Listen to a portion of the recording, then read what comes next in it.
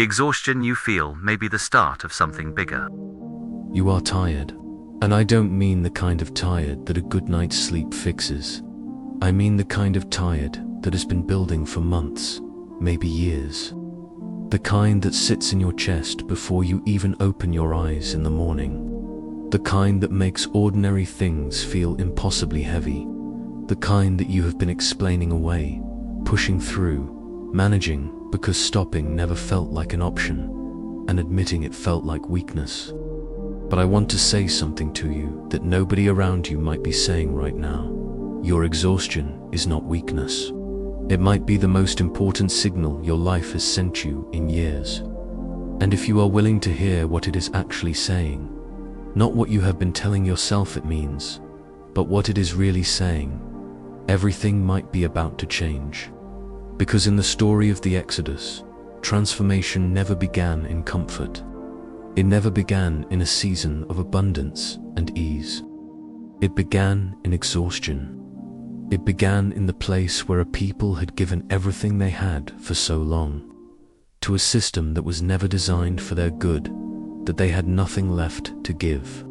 And it was precisely in that moment, that specific, undeniable, can't push through it in more moment, that God moved.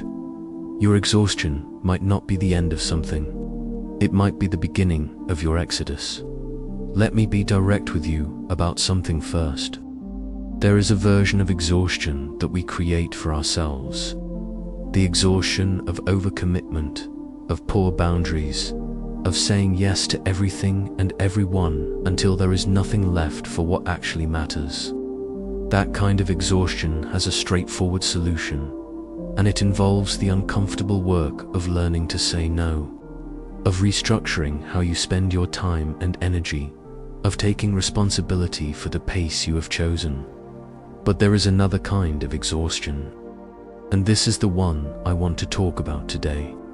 It is the exhaustion that comes not from doing too much of the wrong things, but from spending too long in the wrong place, from pouring yourself into something, a job, a relationship, a version of your life that was never meant to contain you, from carrying a weight that was never yours to carry, from building, day after day, something that belongs to someone else's vision while your own life waits. That exhaustion is not a productivity problem. It is not solved by a vacation or a new morning routine or a better time management system. It is a soul problem. And the only real solution to a soul problem is a soul-level change. That is what the Exodus was. Not a schedule adjustment, not a minor renegotiation with Pharaoh, a complete departure from one life into another.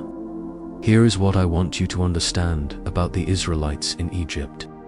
They did not leave because things were going well and they decided to pursue something better. They left because they had reached the absolute limit of what a human being can endure before something breaks.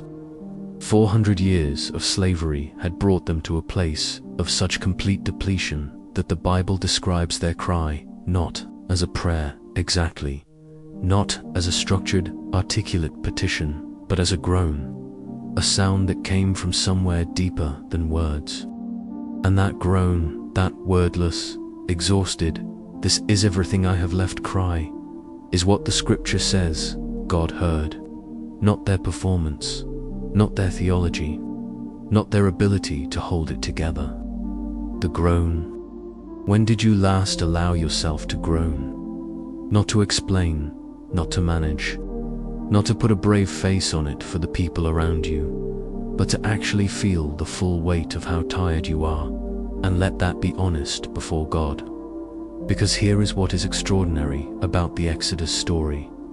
God did not wait for the Israelites to get it together before He moved. He did not wait for them to be spiritually prepared, emotionally ready, or strategically positioned. He moved in response to their exhaustion. Their depletion was the trigger, not the obstacle. Now I need to say something that might be uncomfortable, and I say it not to provoke you, but because I think you need to hear it. Some of you have been using your exhaustion as a reason to stay, not consciously, not because you are lazy or cowardly, but because exhaustion, after a while, becomes its own kind of comfort. It gives you an explanation for why things haven't changed. It gives you a reason to postpone the decisions you already know need to be made. It lets you say, I would change things, but I am too tired right now. When I have more energy, I will deal with it. When I feel better, I will make the move. But here is what the Exodus teaches us with devastating clarity.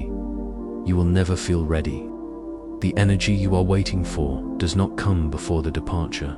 It comes during it. It comes when you begin to move. It comes when you take the first step away from what is draining you and toward what you were actually made for. The Israelites did not leave Egypt feeling rested and prepared. They left exhausted, frightened, and uncertain. They left in the middle of the night with whatever they could carry. They left before they had answers to most of the questions that mattered. And as they walked, as they actually moved, something began to shift.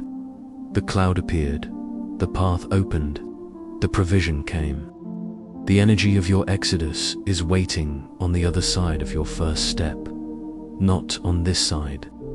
Let me talk about what exhaustion is actually telling you. When your body is physically exhausted, it is telling you something real about your physical state. It is information. It is your body communicating what it needs. Spiritual and emotional exhaustion work the same way. They are not failures. They are information. And the information they carry, if you are willing to listen honestly, is almost always this. Something in your life is out of alignment with who you are and what you were made for. That misalignment might be external, a situation, a relationship, an environment that is consuming more than it gives. Or it might be internal, a version of yourself that you have been maintaining at enormous cost, a life built on someone else's expectations, a constant performance of okayness that takes everything you have just to sustain. Either way, the exhaustion is not random. It is directional. It is pointing at something. And the question is not how to get enough energy to keep going in the direction you have been going. The question is whether the direction you have been going is actually where you are supposed to be. The burning bush in the Exodus story is one of the most striking images in all of Scripture. A bush that burns and is never consumed. Moses turns aside to look at it, not because he was looking for a divine encounter, but because something about it caught his attention in the middle of an ordinary day. I want to suggest something to you. Your exhaustion might be your burning bush. Not a comfortable sign, not a pleasant invitation, but something that will not stop burning. Something that keeps catching your attention no matter how many times you try to look away. Something that is trying to make you stop, not to give up, but to turn aside, to pay attention, to hear what is being said in the place you keep trying to push past. What if your exhaustion is God's way of making you stop long enough to hear what He has been trying to say? What if the depletion you feel is not the enemy of your purpose, but the very thing that is breaking your attachment to what has been holding you back? Moses was not looking for his calling when he found the burning bush. He had given up on that story years before. He was just doing his ordinary, reduced, post-failure life, and the bush caught his attention, and he turned aside, and everything changed. Turn aside, not permanently, not in defeat, but long enough to hear what your exhaustion is actually saying. Long enough to stop explaining it away and start listening to it as the signal it actually is. You were not made to run on empty forever. You were not designed to pour endlessly into something that never fills you back. The capacity you have been operating at, the level of depletion you have normalized, is not the life you were created for. There is a life on the other side of this exhaustion that looks completely different. Not because the work disappears or the difficulty ends, but because the direction changes. Because what you are giving yourself to begins to give back. Because the energy you spend stops feeling like it is draining into sand and starts feeling like it is building something real, that life is your promised land. And the exhaustion you are feeling right now, as hard as it is to believe in this moment, might be the first sign that your Egypt is ending.